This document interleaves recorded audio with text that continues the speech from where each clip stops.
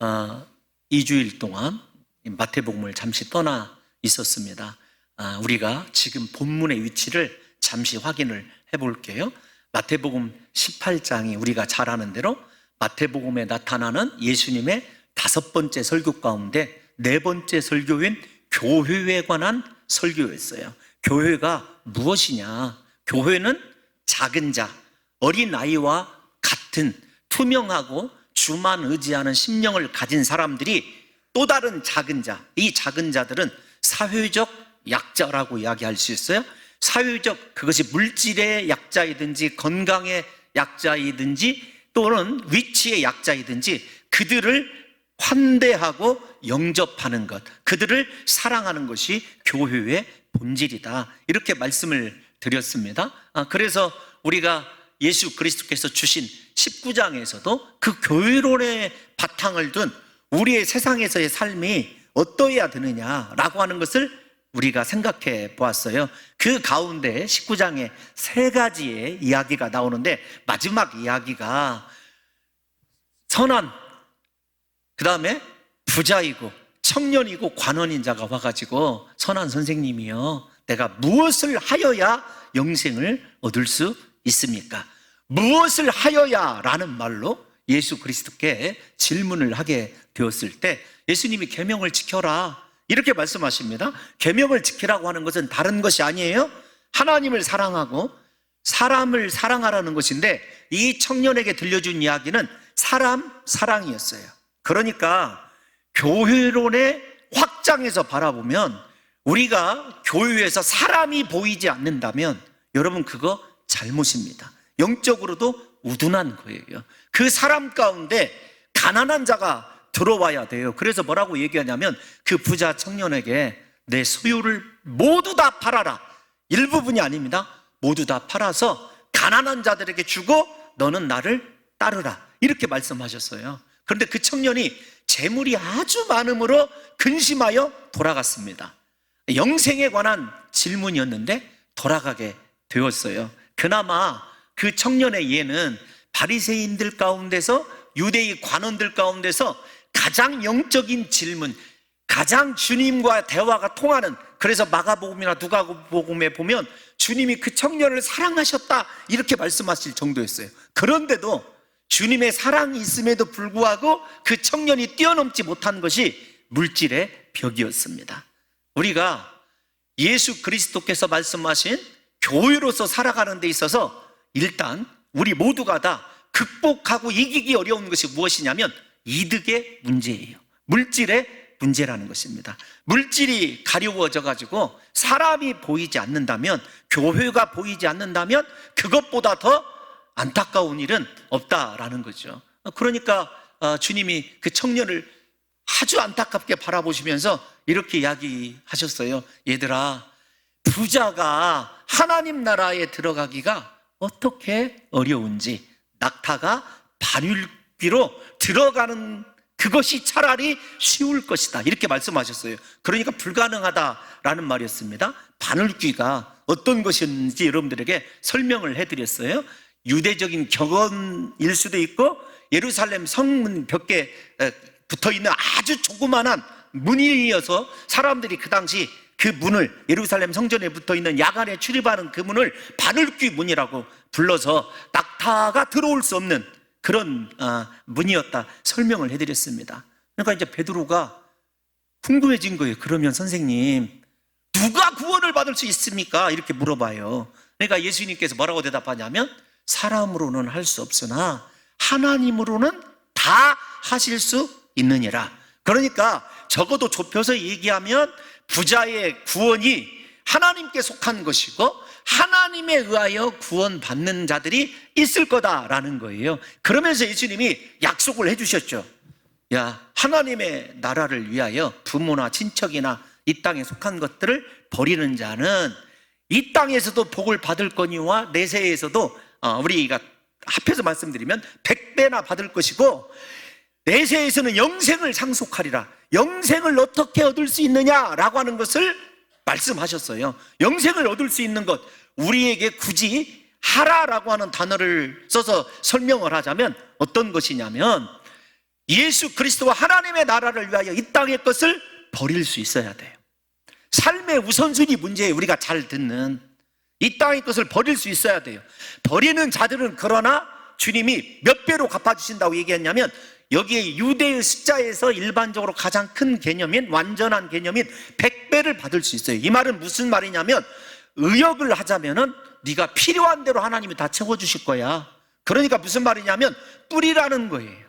사람에게 뿌리라는 것입니다. 이것이 원칙이에요. 그러면서 주님이 마지막 말씀을, 19장 마지막 말씀을 뭐라고 이 클로징을 하시냐면 이렇게 얘기해요.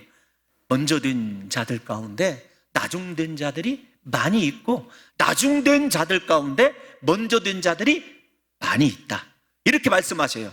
그리고 우리가 읽은 포도원 품꾼의 비유가 그 두 가지 핵심, 하나님으로서는 할 수 있다라는 말이 무슨 말인가? 두 번째, 먼저 된 자가 나중되고 나중된 자가 먼저 된다고 하는 것이 어떤 의미인지 두 가지의 중요한 사실을 밝혀주는 비유가 우리가 읽은 20장 1절에서 16절이에요.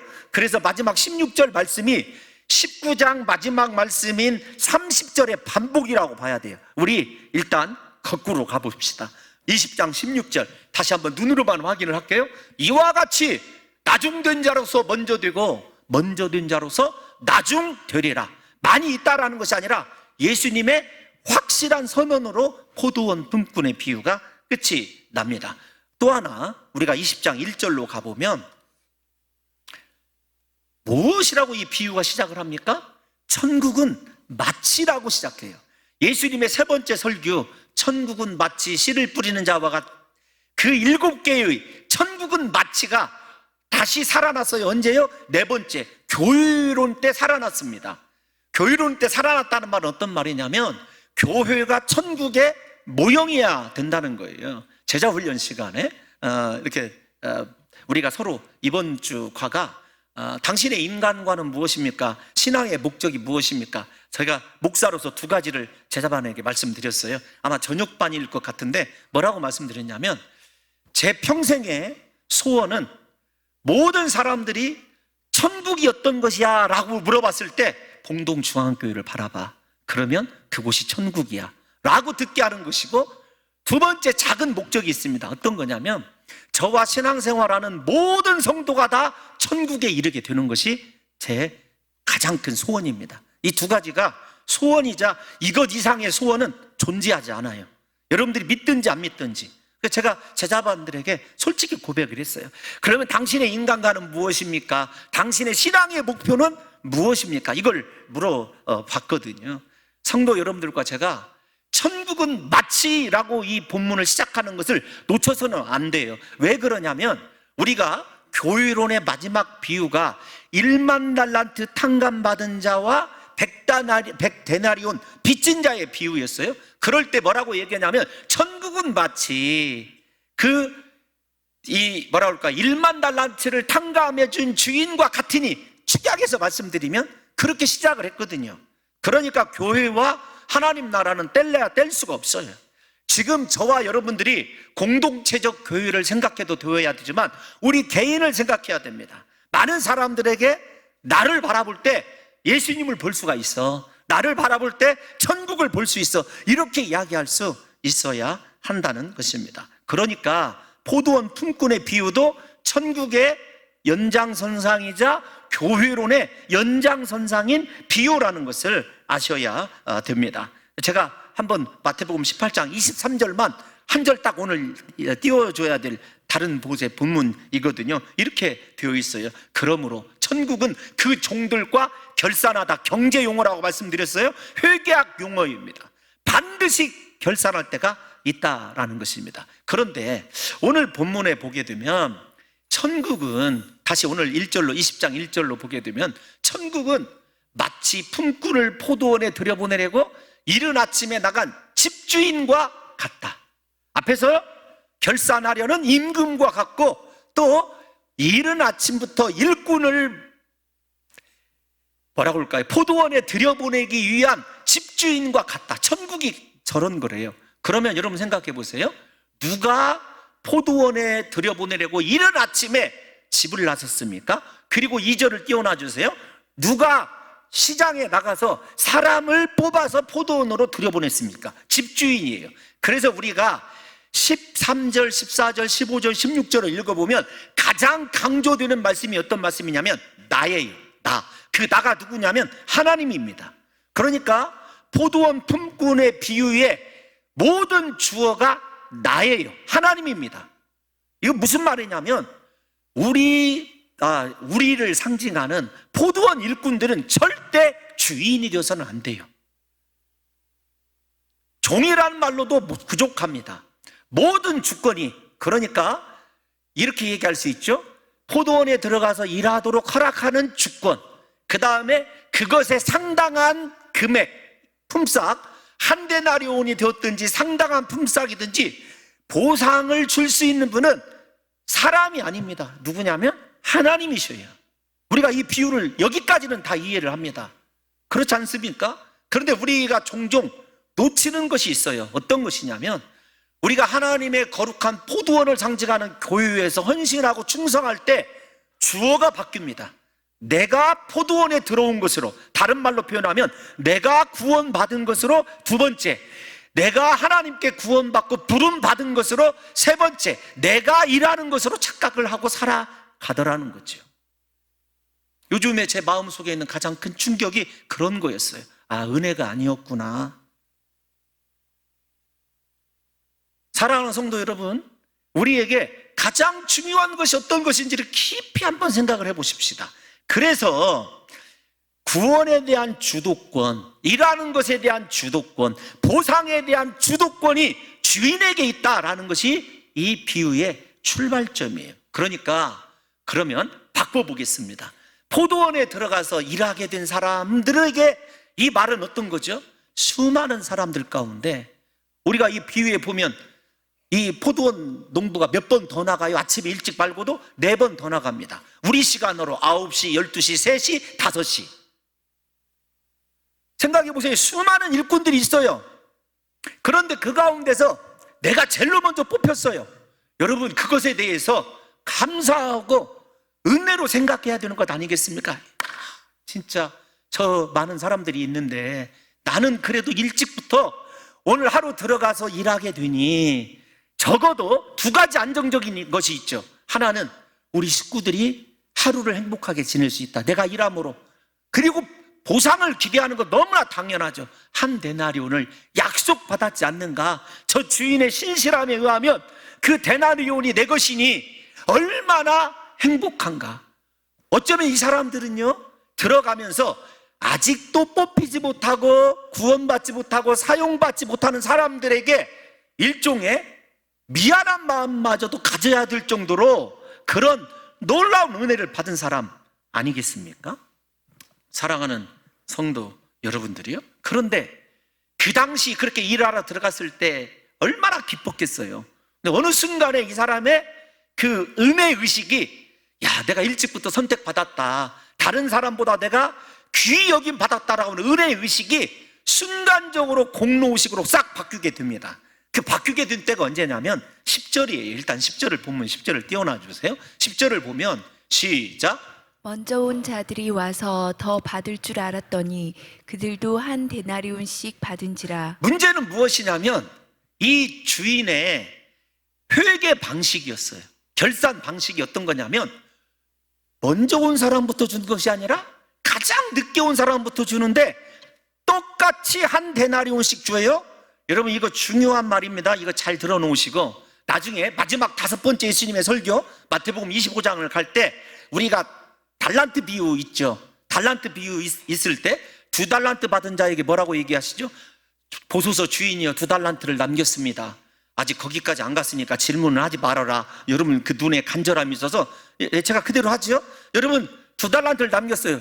뭐라고 얘기하시냐면 잘하였도다 착하고 충성된 되어 종아, 네가 작은 일에 충성하였음에 너에게 크고 가로 열고 닫고 놀라운 일을 맡기리라. 5달란트 맡은 자에게도 똑같은 말씀이었어요. 그런데 아이러니하게도 하나님 나라 법칙은 그게 아니에요.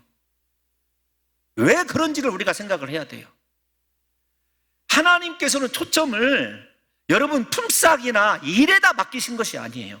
앞에서 제가 부자 청년의 얘기부터 다시 끌고 온 이유가 사람에다가 초점을 맞춘 거예요. 사람에다가. 그러니까 이렇게 미리 좀 설명을 이따가 조금 더 드리겠지만 말씀드리면 이런 거예요.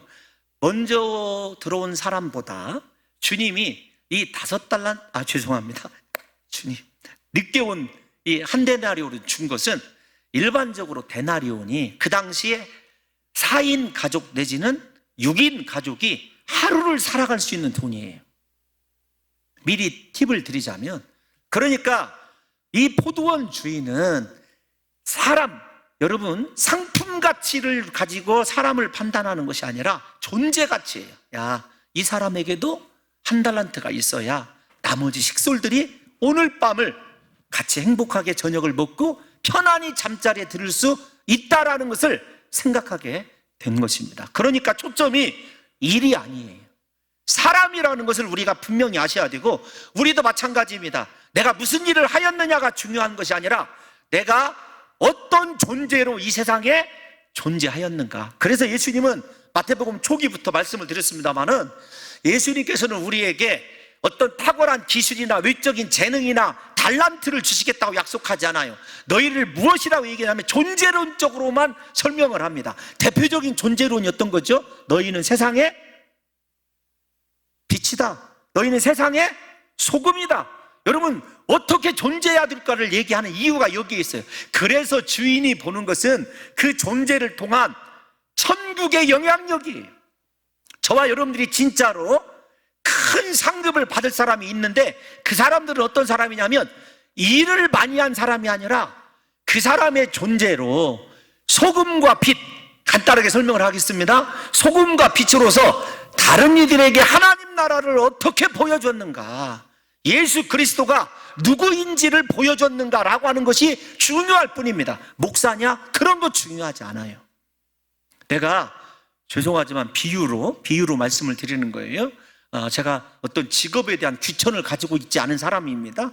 내가 하고 살아가는 일이 다른 사람이 볼 때 보잘것없는 것 같아도 그곳에서 하나님 나라와 예수 그리스도를 보여주는 그 인생이 가장 큰 상급과 가장 큰 보상을 받을 수 있는 사람이에요.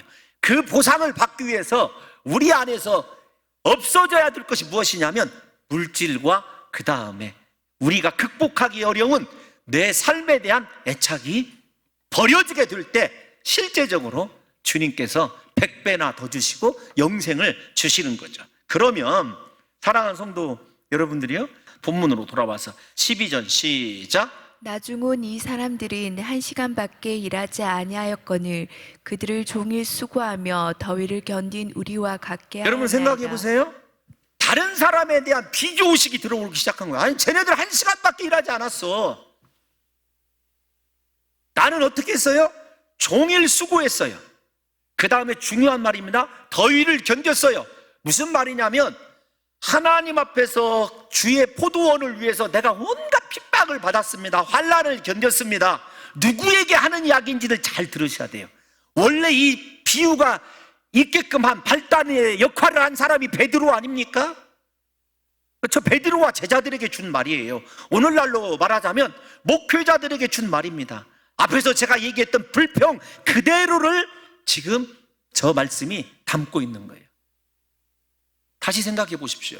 저 사람들은 1시간밖에 일하지 아니하였다. 우리의 수고가 인간적으로 분명히 드러나 보입니다. 그리고 그 사람이 앞에서 말씀드리는 은혜가 사라져 버렸어요. 야, 나 이제 걱정 없어. 오늘 하루 일하면 우리 가족들 정말 행복할 거야. 보상적인 측면에서 그렇게 기쁨으로 정말로 룰루랄라 하면서 포도원에 들어갔던 그 은혜가 무엇으로 바뀌냐면 공로로 바뀐 거예요. 왜요? 무엇 때문에요? 한 데나리온 때문에 바뀐 거예요. 왜 똑같이 대우하느냐? 사랑하는 성도 여러분, 주인이 보이는 것이 아니라 장터에서 애타게 일을 찾던 나의 모습이 그려져 있는 것이 아니라 무엇이 드러나냐면 나의 수고, 더위를 견딘 것만 드러나게 된다는 거죠. 그리고 이 사람들이 기대했습니다. 어떻게 기대를 하냐면 아니 5시간 온 사람도 한 데나리온을 받아요. 그러니까 딱 받는 순간에 우리가 그 이 속에 대해서는, 이해관계에 대해서는 계산이 빠르잖아요. 나 12데나리온이네. 그 우리말에 그런 말 있잖아요. 아주 귀중한 속담. 떡줄 놈은 뭐 그거예요, 그거. 그런데 이상한 거예요. 5시에 온 사람도 한 달란트, 3시에 온 사람도 한 달란트. 그러면서 한 달란트가 내려오는 그 순간부터 그의 마음에 원망의 요소와 두 번째, 특권 의식과 세 번째, 공로 의식이 싹트기 시작한 거예요. 내가 이 교회를 위해서 충성한 것이 얼마인데. 네? 여러분, 잠잘 것도 없고 밥 먹을 것도 없고 비닐이도 안 쳐주고 비염은 걸리고 등등등 얼마나 많은 여러분 속에서 수고와 공로 의식이 싹트고 있겠습니까? 사랑하는 성도 여러분, 우리가 여기서 정리를 하나 해야 돼요. 어떤 것이냐면, 이 비유의 핵심이 어떤 거냐면, 이런 데나리온의 이야기를 하자고 하는 것이 아닙니다. 너 천국은 포도원 주인이신 하나님께서 택하고 부르신 사람들만 들어올 수 있었다. 주인의 은혜 때문에 어쨌든 너 들어온 것 아니냐 라는 것을 이야기하는 것입니다. 즉 은혜로 들어와서 일꾼이 되고 충성할 수 있었다는, 충성했다고 하는 그 사실이 바뀌면 안 된다는 거예요. 우리에게 그 어떤 순간에도. 그렇죠. 하나님, 나같이 참 보잘것없고 쓸데없는 자가 구원을 받고 하나님 목표를 하고 있습니다. 어떤 상황에서도 누가 어떤 속을 썩여도 하나님 감사할 뿐입니다. 행복할 뿐입니다. 이게 바뀌면 안 된다는 거예요. 왜냐고요? 내가 일하게 된 것, 내가 충성하게 된 것, 하나님의 은혜이기 때문에 그래요. 하나님의 선택이기 때문에 그렇습니다. 여러분, 이 하나님의 선택을 할 때, 우리가 일꾼을 불렀다 생각을 할 때 데나리온과 그 다음에 차이 나는 그것 때문에 우리 모두가 놓치는 것이 있어요. 우리가 한번 어디를 보시냐면 13절을 한번 띄워놔 주세요. 13절 시작. 주인이 그 중에 한 사람에게 대답하여 이르되 친구여. 다시요. 여러분들이 딱 발견을 해내야 돼요. 벌써 마태복음을 122시간 이상 들었으면 발견을 해내야 됩니다. 시작. 주인이 그 중에 한 사람에게 대답하여 이르되 친구여. 아멘. 주님은 그 사람을 일꾼으로 생각하지 않았어요. 무엇으로 생각했냐면 친구로 생각했습니다. 친구, 헬라어 헤타이로스라고 하는 단어는 어떤 것이냐면 전우를 가리켜요. 전우. 전쟁터에서 생사고락을 갖지 않은 전우였어요. 두 번째 차이가 어떤 거냐면, 왜 나를 포도원에 선택을 했는가라고 그랬을 때 일꾼으로, 말은 표현은 그렇게 했지만 일꾼으로 불렀지만 포도원 주인의 입장에서 그 사람은 일꾼이 아니라 자신과 동등한 입장에서 함께 사선을 넘어야 될, 다른 말로 의역을 하자면 하나님 나라를 위하여 생명 내걸고 너 나를 위해서 십자가 지고 네가 내 대신에 온갖 수모와 고통을 받아야 될 사람 아니냐, 이렇게 주님은 여기고 있었어요. 말은 하지 않았지만 마지막 그 주인이 원망을 듣고 나서 내가 너를 향한 본심이 어떤 것이었는 줄 알아? 너 품삯이나 받는 일꾼이 아니야. 너 나에게 친구, 전우다란 말이에요. 여러분, 이 헤타이로스란 말은 같은 목적을 가지고 운명을 같이 하는 사람이에요. 여러분들에게는 아무런 느낌이 없는 단어이지만 목사에게는 평생 목마를 단어가 이 단어예요.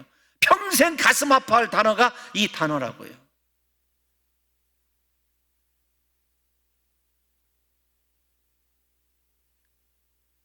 누가 나에게 헤타이로스던가, 누가 나와 함께 목숨을 걸고 함께 넘어갈 수 있는 사람이던가. 그런데 이 단어가 마태복음에 4차례 등장을 합니다. 4차례 등장을 하는데 모두 다 안타깝게도 의도는 이렇게 선한했는데 책망할 때 사용되는 단어였어요. 근데 이걸 중요하게 여겨야 돼요. 이 비유를 겉학기로, 수박 겉학기로 대하면 안 됩니다. 무슨 말이냐면 예수님이 우리를 부르신 것은 계급 차이로 부르시거나 너 고생시키는 일 종으로 부른 것이 아니에요. 존재로 부르셨어요. 내가 얼마를 받느냐 그게 중요한 게 아니라 네가 나에게 어떤 존재였던가. 나는 너를 정말 사랑하고 네가 나의 또 다른 나이다. 너와 함께 생명을 내걸고 이 포도원을 위해서, 이 하나님 나라를 위해서, 이 교회를 위해서 함께 목숨을 바쳐 충성하고 싶은 사람으로 너를 선택했다는 거죠. 그런데 내 차례 이 단어가 헤타이로스가 쓰였다고 하지 않습니까? 어디에 쓰여져 있냐면 제가 그냥 안 써드렸어요. 너무 이 본문을 왜 안 써드렸냐면 좀 가슴이 아팠어요. 목사 입장에서. 왜 이렇게 말씀은 나와 함께 하는 것일까? 이런 것 때문에.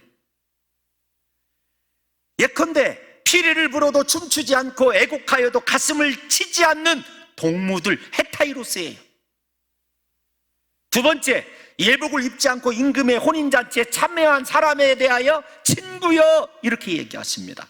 마태복음 22장에 나와 있어요.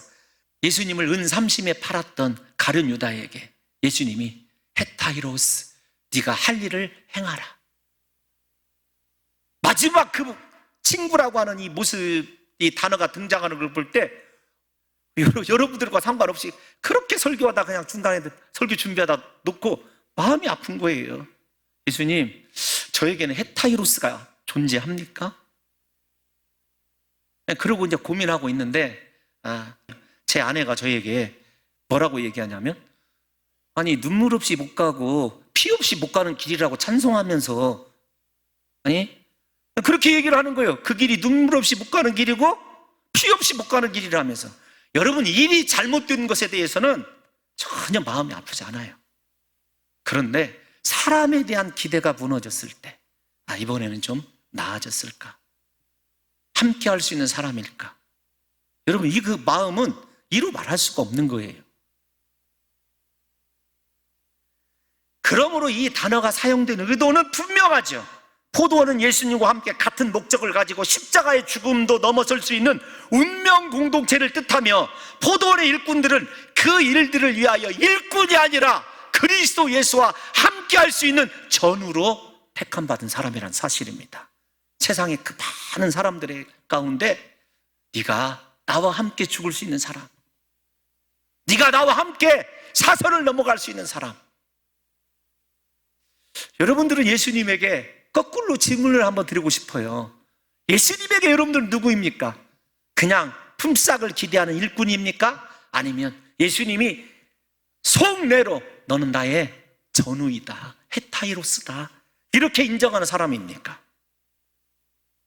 그러므로 이 비유는 은혜로 부름받아 제자가 되었음에도 불구하고 인간적인 특권의식에 사로잡혀 있는 베드로와 제자들을 위한 비유이죠. 다 나중에 그들이 예수를 버리거든요. 무엇 때문에요? 쫓아간 것이 예수가 아니라 돈이었고 세상의 성공이었기 때문에 그래요. 그러다가 공로사상이 들어와서 나의 수고, 나의 헌신. 여러분, 그러므로 이러한 제자들을 향하여 예수님은 하나님 나라의 법칙을 가르쳐 주심으로 공로사상이 아니라 하나님의 은혜에 사로잡혀 예수님을 위하여 헌신하는 사람이 먼저 되는 영광을 누리게 될 것이다, 그 말이에요. 나중되었지만 그 사람이 먼저 되는 영광을 누리게 된다는 것입니다. 사랑하는 성도 여러분들이요, 한번 우리에게 이 공로 의식을 좀 버려야 될 필요가 있어요. 아니, 우리가 아니라 제 속에 그것이 필요한지도 모르겠습니다. 사랑하는 성도 여러분, 우리도 이렇게 공로 사상에 사로잡혀서 내가 어떤 존재냐, 상품 가치가 아니라 그 사람에게 내가 누구이냐를 잃어버리고 살아버린 적은 한 번이라도 생각해 본 적은 혹시 있습니까? 내가 다른 사람보다 더 일찍이 수고하고 헌신하였는데 목사가 그에 걸맞는 대우와 인정을 해주지 않는 것 때문에 원망할 때가 여러분 우리 속에 있지요. 저도 있습니다. 그런데 어느 순간에 한 7, 8년 전부터 그 마음이 진짜 싹 사라졌어요. 고민 없게끔, 갈등 없게끔. 정말 저에게 헤타이로스가 존재합니다. 우리 교회에. 밝힐 수는 없지만 제가 은혜 가운데서 무사히 이렇게 물러나게 되었을 때 꼭 한번 강단에서 업어주고 싶어요. 진짜. 오직 하나님 일만 생각하게. 사랑하는 성도 여러분, 나를 일꾼으로 부르신 은혜를 생각함으로 오직 감사와 인내로 충성하는 사람들이 많은 교회가 하나님 나라 같은 교회 아닙니까? 내가 남들보다 먼저 이 교회에 와서 고생하고 수고했으니까 그 공로를 인정해 달라고 하는 것, 여러분 유치한 짓이에요. 공로 사상이 들어올 때 나중됨의 위기가 나에게 찾아왔구나 라는 것을 우리가 아셔야 돼요. 내가 수고했어. 저 집사보다, 저 장로보다 더 많이 헌신했어. 이때가 내가 지금 먼저 되었지만 나중의 자리로 쫓겨나고 있는 상황이구나 라는 것을 아셔야 됩니다. 만약에 그들이 이렇게 고백했더라면 어떻게 되었을까요? 마지막에 들어왔지만 저들에게도 한 데나리온의 하루를 살아갈 수 있는 보상이 주어지니까 너무 우리 주인 멋있다. 아니, 먼저 들어와서 수고하고 뙤약볕을 견딘 그 인부가 나중에 온 사람에게 한 데나리온을 주는 걸 보면서 우리 주인 정말 멋있어. 우리 주인 너무 멋있어. 저 사람이 저 한 데나리온 있어야 살아가는 것 아니겠습니까? 입장을 바꿔놓고 생각을 해보세요. 왜 이것이 교유론의 연장이고 제가 계속 얘기하는 미크론, 작은 자에 대한 이야기냐면 우리가 생산성의 원리로 생각을 해보십시다. 생산성의 원리가 너무 거창한 말 같지만 이제 설교를 끝내야 될 때가 돼서 여러분 이렇게 한번 보세요. 저도 이렇게 제가 좀 시간이 가지만 우리 장로님들에게도 말씀드리지 않은 9월까지 제가 기도하기로 한 것이 있거든요. 어떤 거냐면 하나님이 우리 교회를 이렇게 교육관이랑 식당이랑을 이렇게 손을 대게 했어요. 그래도 아직도 저에게 건축해야 될 것이 남아 있어요. 그래서 땅이 필요합니다. 실제적으로. 그런데 그것이 어떤 거냐면 우리 주변에 있는 베트남, 필리핀, 특히 많이 들어와 있는 태국 이런 노동자들을 위한 쉼터 내지는 그들에게 필요한 것을 공급해주는 일종의 다문화 센터하고, 두 번째 제가 꼭 하고 싶은 일이 어떤 거냐면 여러분 아침 식당을 여는 거였어요. 교육관을 손댈 때 오공하면서 기도한 것이 1,000원 식당을 여는 것입니다. 왜냐하면 봉동에 인력 시장이 참 많아요. 그리고 우즈베키스탄부터 시작해서 아침부터 나가보십시오. 진짜 많은 사람들이 있어요. 근데 그들이 다 이 편의점에서 먹고 기다리고 있는 것이 컵라면 돼지는 그런 거예요. 그래서 제가 그것을 보고 우리 교회가 자존심 상할까 봐 안내도 좋다, 정상적으로 한 5시간 정도 일할 수 있는 분들, 우리 성도님들 가운데서 픽을 해서 그분들에게 정상적인 임금을 지불하고 아침에 새벽부터 그 누구든지 와서 밥을 먹고 갈 수 있는 식당을 주일 빼고 제가 이제 그걸 염두에 두고 기도하고 있어요. 아마 9월 정도 이제 여름이 지나면 제가 결정을 할 것 같아요. 그런데 기도 없이는 할 수 없는 일이기 때문에. 근데 왜 갑자기 이 이야기를 하냐면 들어줘서 감사해요. 인간적으로 생각해 보면 아침 일찍부터 뽑힐 사람은 신체 건강하고, 이거 생산성으로 보면 쟤는 내가 데려가면 충분히 노동력을, 죄송해요, 목사가 수준이 이것밖에 안 돼요. 뽑아낼 수 있다. 여러분 같으면 인부를 쓸 때 어떤 사람을 쓰겠습니까? 예? 다 그런 거 아니에요? 그런데 밀린 사람, 마지막까지 그 사람의 무너지는 처참함, 절망감을 아세요? 그런데 그 사람에게 한 데나리온이 주어지면서 하나님, 제가 수고한 것도 맞지만 저 사람이 살게 되었으니, 저 가정이 오늘 하루를 편안하게 보내게 되었으니 주인의 행하시는 일이 너무도 옳습니다. 하나님은 언제나 선하십니다. 하나님은 옳으십니다. 이 고백을, 이 비유가 우리에게 하도록 요청하고 있다는 거예요. 여러분들은 어떻습니까? 다른 사람을 바라보면서 긍휼히 여기는 마음, 소자를 안타깝게 여기는 마음, 그리고 그들에게 부어지는 은혜를 바라보면서 다른 것으로 찬양하는 것이 아니라 그 은혜 때문에 하나님을 높이면서 하나님은 위대하십니다. 하나님은 역시 자비로우십니다. 이 고백이 나오고 있느냐고요. 만약에 이제 제가 이분을 쓸데없는 얘기를 해서 이분만 더 한다면 마지막에 부름받은 일꾼의 심정으로 직접 돌아가 봅시다. 이들은요, 다른 일꾼들에 비해서 품삯에 대한 약속이 없었어요. 3시까지는 품삯이 다 약속돼서 상당하게 주리라. 한 데나리온이 아닙니다. 상당하게 주리라는 거예요. 9시부터는. 그러니까 상당하게 주리란 말은 무슨 말이냐면 원래 이런 거예요. 너 시간에 맞게끔 내가 줄게. 그런 말입니다. 그러니까 다른 사람에 비해서 한 데나리온을 받으리라고 하는 기대를 할 수 없는 사람이에요. 더군다나 그 사람에게는 너 포도원에 들어가 많이 얘기했고 상당하게 주리란 말도 빠져 있어요. 여러분 같으면 어떻겠습니까? 에이, 임금도 약속해 주지 않는데 안 들어갈까? 그런 게 아닙니다. 앞에서 설명해 드렸지 않습니까? 인간적으로 볼 때 나는 쓸모없는데, 나는 이 포도원에 들어갈 자격이 없는데 내가 평생 태어나서 포도원에 들어가게 되는 기쁨을 누렸어. 나는 그것으로 만족해. 들어가서 그 사람이 설렁설렁 이랬을까요? 자신의 한계에도 불구하고 몸이 불편해서일 수도 있습니다. 인간적으로 부족할 수도 있어요. 그런데 나를 선택해주고 일꾼으로 써주고 처음으로 한번 포도원에 들어가게 해준 그 감격 때문에 어떻게 이랬을 것 같습니까, 여러분? 1시간이지만 어떻게 이랬을 것 같으냐고요. 게다가 아무도 거들떠보지 않던 나같이 부족하고 연약한 사람을 불러서 일해주게 하는 것, 포도원을 경험하게 해준 것도 너무 감사한데 한 데나리온을 딱 주는 거예요. 여러분, 그 사람이 이 데나리온을 받을 때 그 마음이 어떻게 했을 것 같습니까? 당연하지 이랬을 것 같습니까? 손을 내밀지를 못하는 거예요. 내가 이거 정말 받아도 되나? 약속도 없었는데. 사랑하는 성도 여러분, 주인이 베풀어준 은혜를 평생 잊지 못하고 주인님, 내가 주인님을 위해서라고 한다면 무엇이든지 다 할게요. 한 데나리온 안 줘도 너무 감사할 뿐입니다.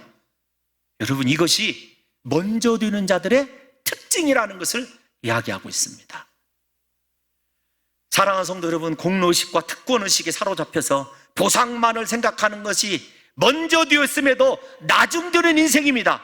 반대로 보상이 주어지지 않는다 할지라도, 대접이 주어진다 하지 않을지라도 나를 인정해주고 불러준 그 한마디 때문에, 그것 때문에 나를 친구로 여겨주는 주님의 그 사랑 때문에, 주님, 기꺼이 내가 부족하지만 주님과 함께 십자가로 죽으러 갈게요. 전우가 되어드릴게요. 사랑하는 성도 여러분들은 먼저 된 자로서 나중되는 위치에 있을 것입니까? 나중된 자로서 먼저 된 자의 위치에 있을 것입니까? 이것이 하나님 나라의 자비에 따른 계산 법칙임을 잊지 마시고, 이 세상에서 우리가 비록 시골에 있는 교회이지만 하나님 나라, 온전한 그 나라를 보여줄 수 있는 가장 건강한 교회를 이루어 가시기를 예수님의 이름으로 축원합니다.